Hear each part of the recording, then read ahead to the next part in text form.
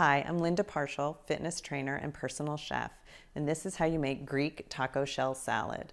Greek taco shell salad is a great dish because it's a unique way to serve a traditional Greek salad in a taco shell. Slice your tomato into small pieces, place that in the bowl, and then to that you're going to add the rest of your ingredients, which will be about 2 cups of mixed greens. I used a spring mix, and Kalamata olives, using about 8 to 10 olives. And this will serve 2 people, and Greek dressing, 2 tablespoons. And I like to add protein. This is canned tuna, but you could use grilled chicken cut up into small pieces.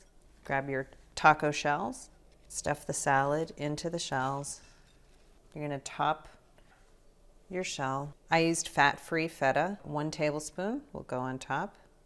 And there you have it, Greek taco shell salad. You can serve it as a side salad or as a main course. Enjoy.